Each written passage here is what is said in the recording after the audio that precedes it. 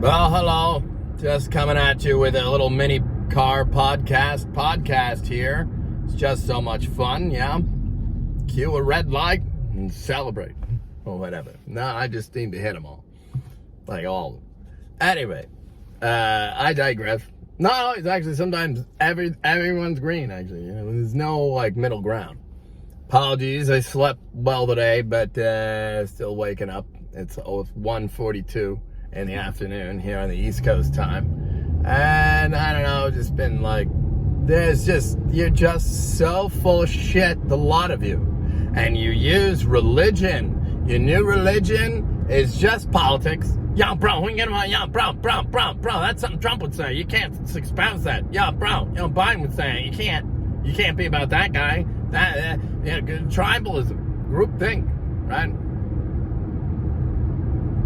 But yet, all the ways I have seen, I have watched, I have provably lobbied with you on the Facebook the past, especially 2 years. When, wait a minute, you're so cool, but I see what you're doing, liberal, when you're not, like, being all cool on the edit system with me, right?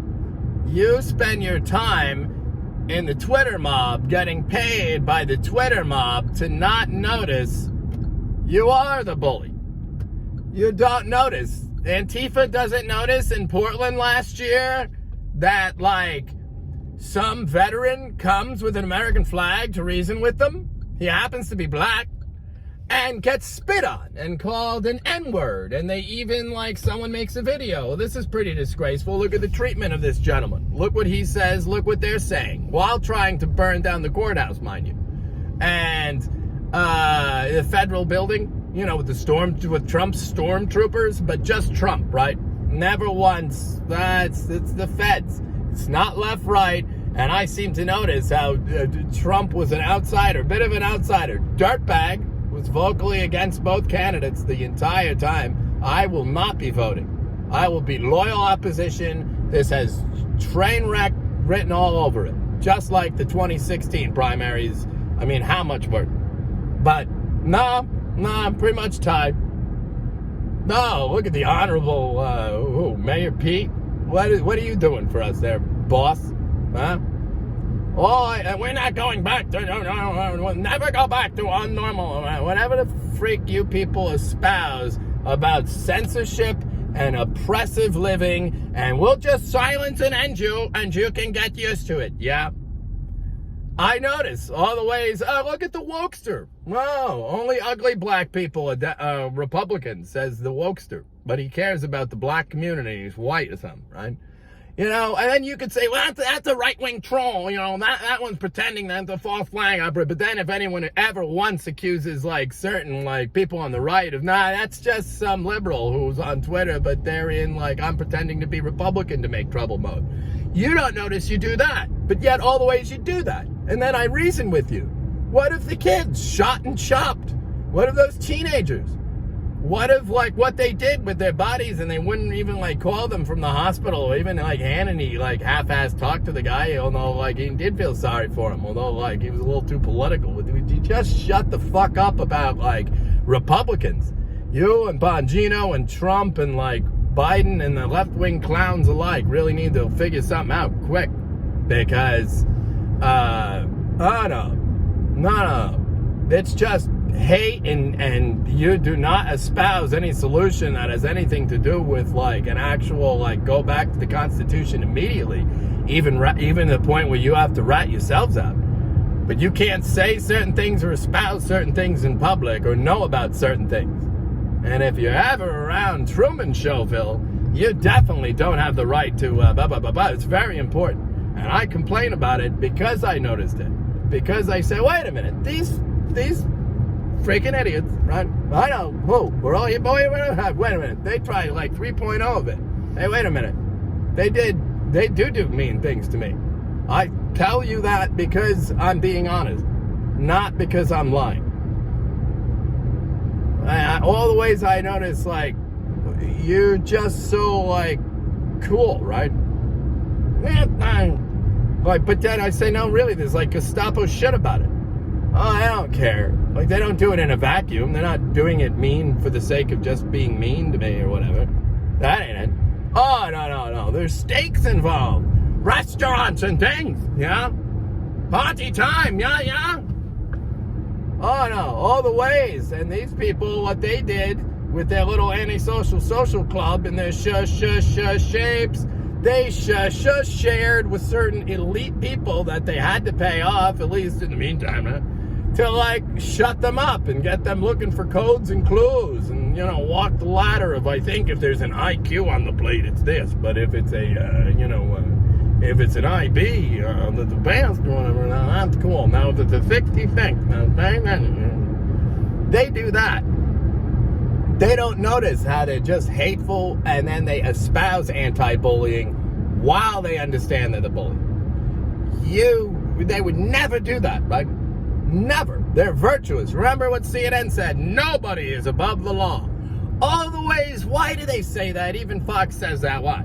Because they're certain they're above the law, actually. They are certain that's not how it works, kid. And, if you just tell a kid from the age of 3, right, Tucker, why did they do that? Well, that's exactly why they do that. But I even seem to notice how you did notice. But, shame. But then, shame. So I just try to say we don't have to do any of that, right?